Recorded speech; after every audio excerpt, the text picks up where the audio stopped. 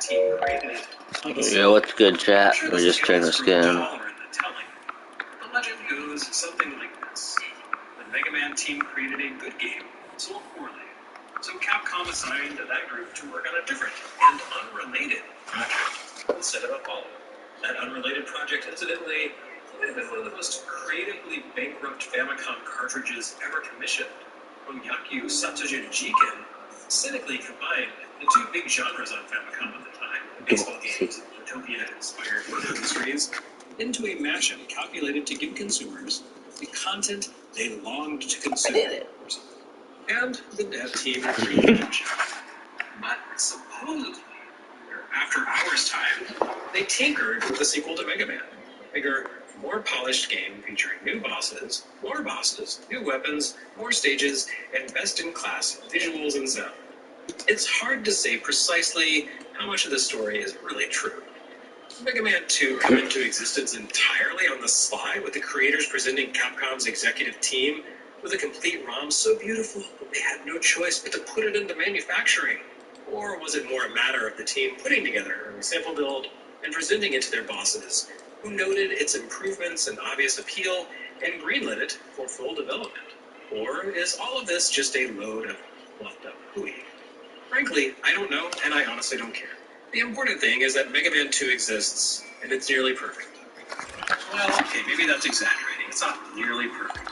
Mega Man 2 has plenty of flaws. You sit down and pick apart every screen of the game, the way that hardcore Mega Man I'm trying to find a good skin I want to use. The thing is, there would be no such thing as hardcore Mega Man fans if Mega Man 2 did not, to put it in technical terms, kick all kinds of ass. Mega Man 2 suffers from some occasional balancing and design issues, but it raised the bar for console action games to the same degree that Ninja Gaiden did, though in a very different way. Where Ninja Gaiden was about mastering precise, almost predetermined actions and patterns, Oh god, I took your phone. choice. It carries forward that quality from the original Mega Man, of course. That game opened by dropping players into a screen that forced them to select one of 6 stages to tackle. The sequel begins where the original left off, almost literally. Rather than boot into a simple title screen, Mega Man 2 opens with a brief story recap, accompanied by the ending of the game. The cityscape view, presumably the same city seen in the background of the first game's credits as Mega Man runs home across the countryside to Dr. Light's lab, ends up the side of the building. And once it reaches the top, the reprised music takes a sharp swerve, launching into a driving, energetic theme instead of Mega Man's cheerful end credits pop.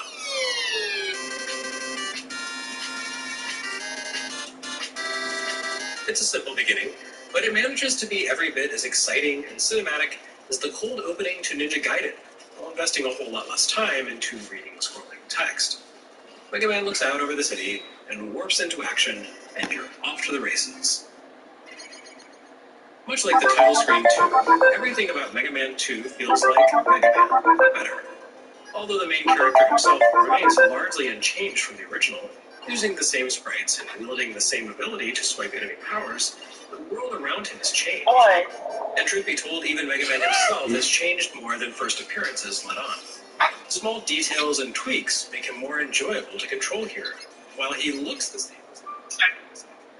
The colors he uses when he equips enemy weapons, he now suffers less knockback and stun time when struck by enemies, moves a little more smoothly, and has the ability to collect expendable reserve energy tanks. He also has the ability to wield 3 non-weapon items provided to him by Dr. Light at the end of specific stages.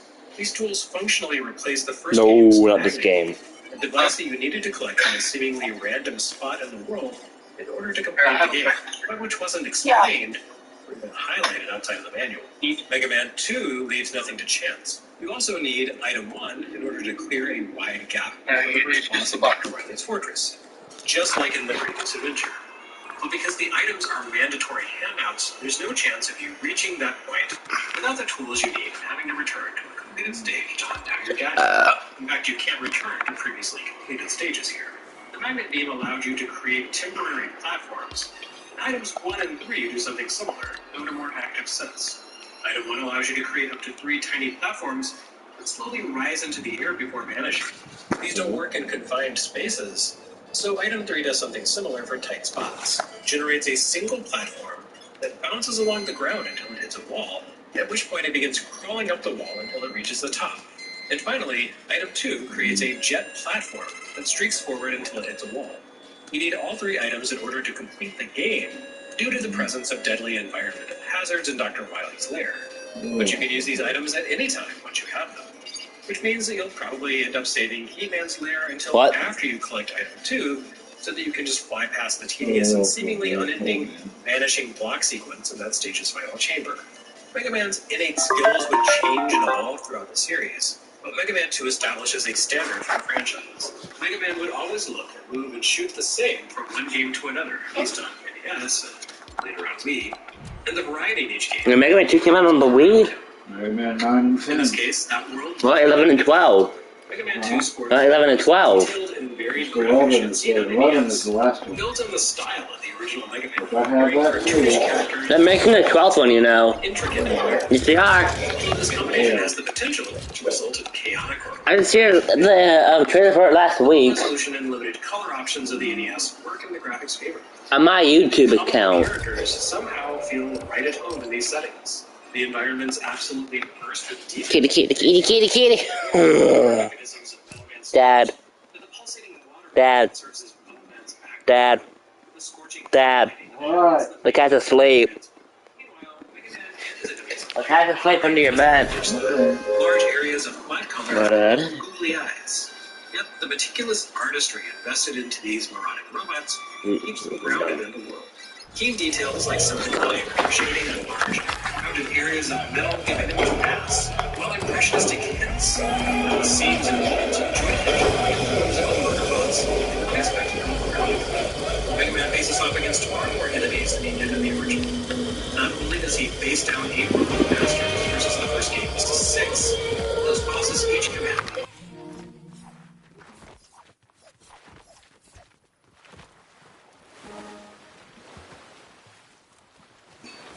Good. I want you to find these. abstract mobs found in various vertical shooters.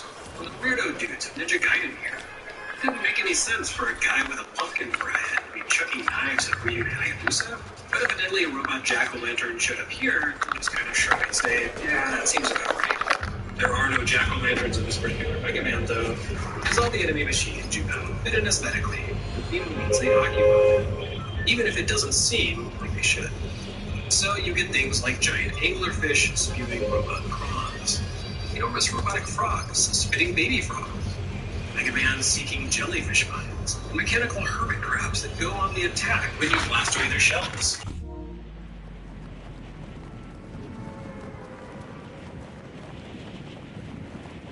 From the minuscule, like tiny birds that hatch. Oh, this is a push for this delay. Mega Man to the massive. The chat, I'm gonna go with this one.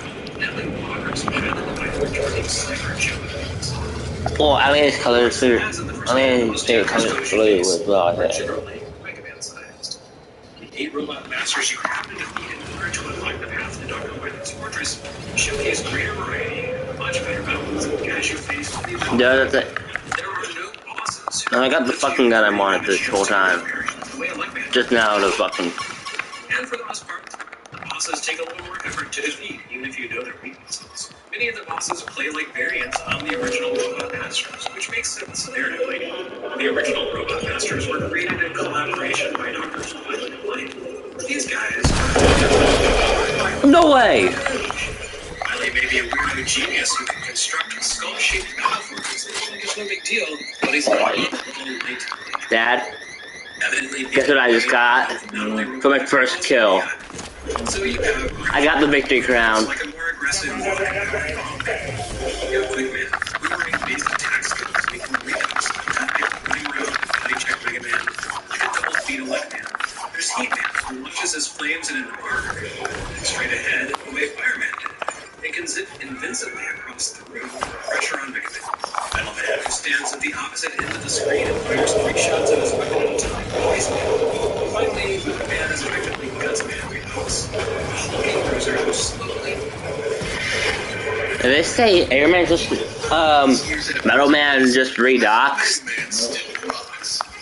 I kind of agree with that, don't you, Dad? The series has left its mark on the industry, delighting players and influencing young creators alike. But it's a remarkably difficult formula to get right. Capcom itself has stumbled at times over the years, while certain other projects never really came close. Which is why when Mega Man 11 was quietly announced at the tail end of 2017, I was skeptical yet curious. Does Capcom still have what it takes to create a proper Mega Man game after all this time? Well, after spending the week playing through the final game, I can safely answer that with a resounding yes. With sharp level design, refined mechanics, and a beautiful visual style, Mega Man 11 is everything I had hoped for and more. But how did Capcom achieve this? Well, that's precisely what we're going to examine today. What is it that makes a Mega Man game great in the first place? I'm too good at Fortnite. What was that? What about performance across the various platforms it's been released on? Any input latency concerns to consider? Mega Man, the original one? In this episode. Yeah, every Mega Man came out. No, not Mega Man X4. The remastered.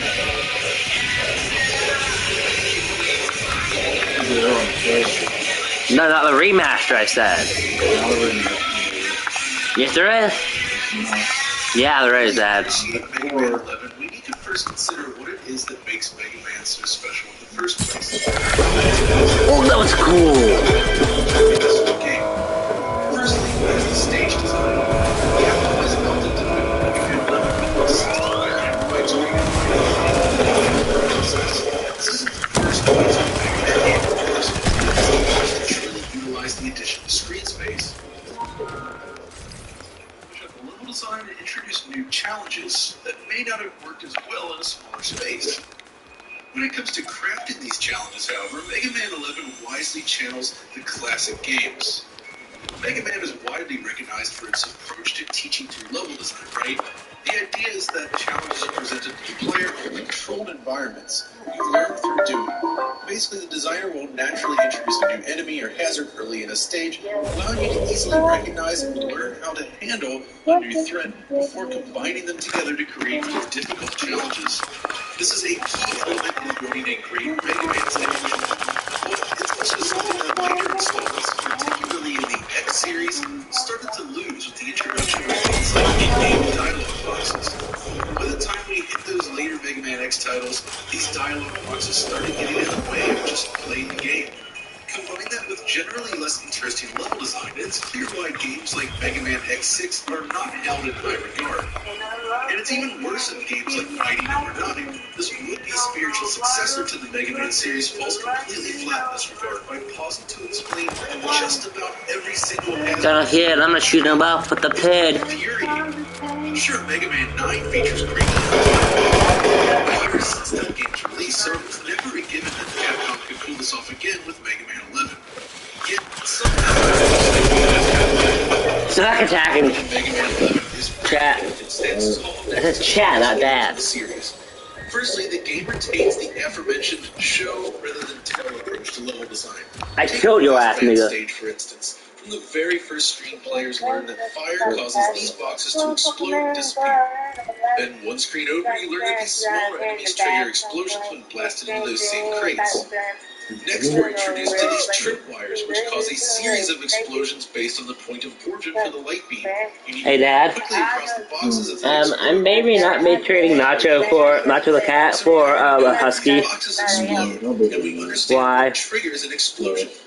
Now, I already if one did. understands the basics of the stage, then the complexity can be ramped up. Yes, you All can. the new elements are laid out clearly right from the start of the stage without ever relying on dialogue boxes. You figure it out by doing, and if you fail in the early section, your only punishment is a little damage taken. Every single stage features its own unique concepts in this sense. From the sliding ice and spikes featured in Tundra Man stage to these crazy spheres in Bounce Man stage, all the way to the crazy flame mechanics featured in Torch Man's level. There are also common elements between stages like this. Again, you see this enemy here and this power-up over here. You can destroy the enemy and continue, or if you observe its attack, you might realize that it's also possible to stand on them temporarily to reach a higher point, which is something that will come in handy later in the game. Basically, Mega Man 11 nails this aspect of design. The team clearly understands what makes the series so great, and then it takes things further. As suggested earlier, the developers take full advantage of the expanded field of view and an increase in screen real estate with a series of stage layouts and challenges pushing beyond the classic series. It's a perfect fusion of modern and classic game design. That's not even getting into the quality of the platforming and enemy placement. Jumps are perfectly designed to feel satisfying but challenging, while enemy placement is simply perfect. I didn't say anything. Yes! Perfectly pointed out and aligned. Oh, we're gonna chop you. Themselves also follow the footsteps I'm talking to my girlfriend, Dad. Each has a clear attack pattern and weak point that keeps the players. Like I'm training the cat for a husky. To progress through each stage What? while juggling multiple enemy types. You really can't just fumble your way through a stage. What the fuck are you? Which is another area where Mighty Number 9 falls short in comparison. Enemy attacks and placement matters very little in this game. You can just hammer on the attack button and keep holding forward. It doesn't really matter if you take damage or fumble your way through the stage. I'm It simply sorry, but never who the fuck are you? requires much in the way I'm of sorry. action. Are The you dash friends chain with our system baby? is interesting, I suppose, on Daddy? paper, but it doesn't really work. The game just isn't that challenging, and without this challenge and the need to learn patterns, the gameplay simply becomes dull and rote after a short while. The loop that is so rewarding in Mega Man is Which pickaxe should I use instead of that? 'Cause fuck it. Capcom has succeeded with this new game. Beyond that, there's no gimmick stages here either. By the time Capcom reached Mega Man 8, for instance, the team introduced things like this boarding segment, or what amounts to a horizontal shooter and Tengu Man stage. You'll find none of this in Mega Man 11, which basically moves the series forward while carrying with it that which makes the original game so good. More than anything else, this is where Mighty Number 9 really dropped the ball. Poor level layouts, poor signposting, and the near constant barrage of dialogue windows basically ruined the experience. Conversely, other games like Shovel Knight and Octahedron understand this classic design and push the genre in new directions. These are developers that have learned from the masters. But great level design also requires perfect control. The Mega Man games rely on sharp, responsive, easy to understand controls designed to allow players to deal with challenges quickly and efficiently, at least in the right hands. Mega Man 11 draws from later games in the classic series that, with features such as the slide and charge shot, put a gross public formula, a few smart additions. Remember Rush, introduced in Mega Man 3, Rush is designed to assist Mega Man in a variety of ways. But using it requires entering the menu, selecting Rush, and popping back to the game screen. This is how it's always worked. In Mega Man 11, Rush is now assigned directly to dedicated hotkey users, some of one or two Rush moves, without ever visiting the menu.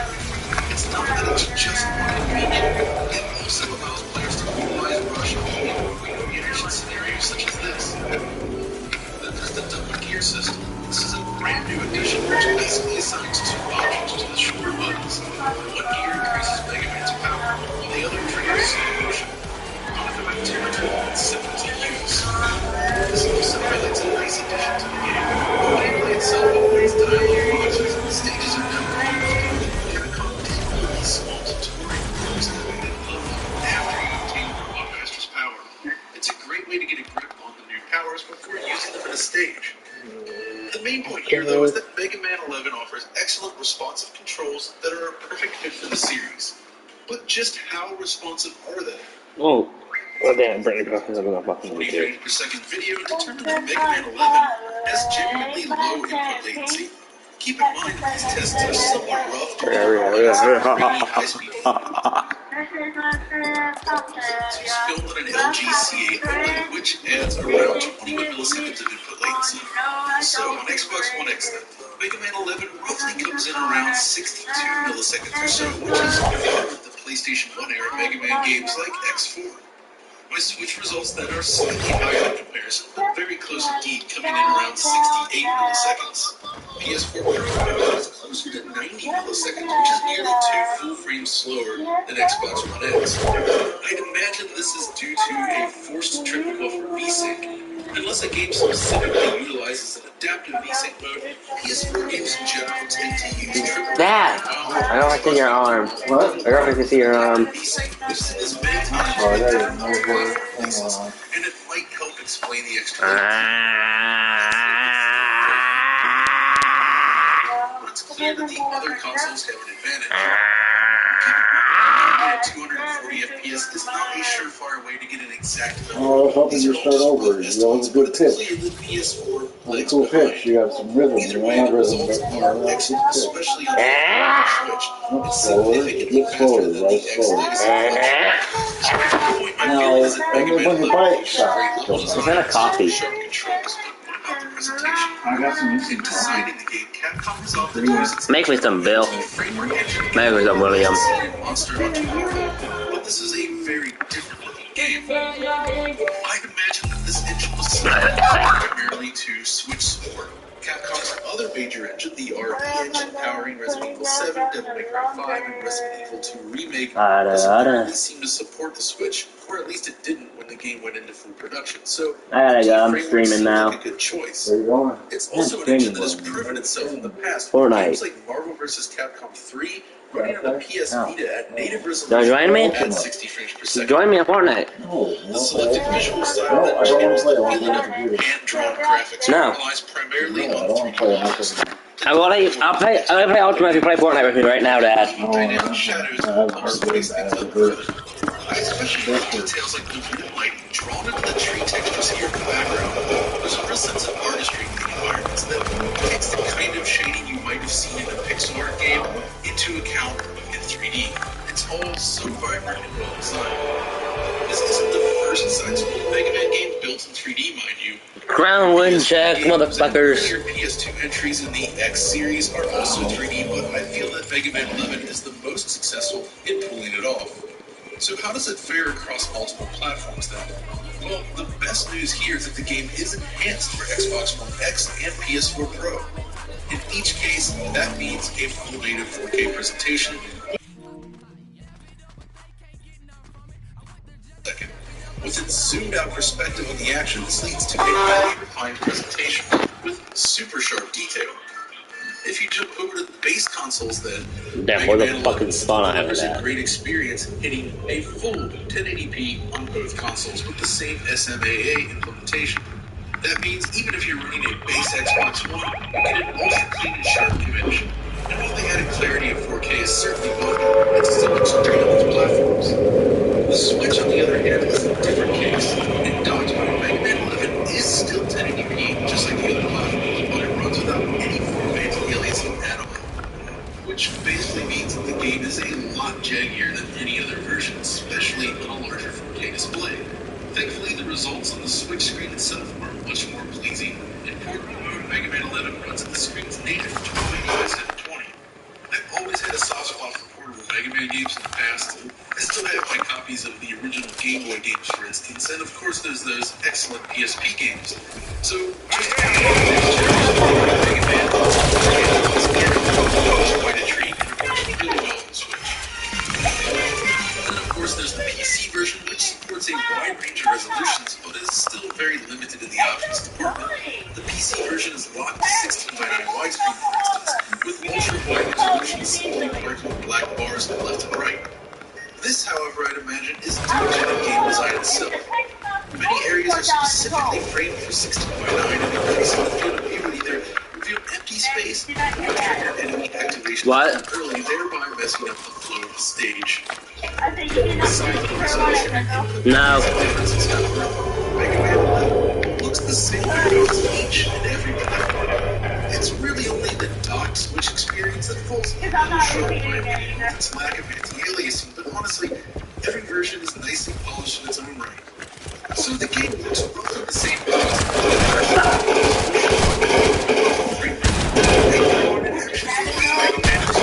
Yeah.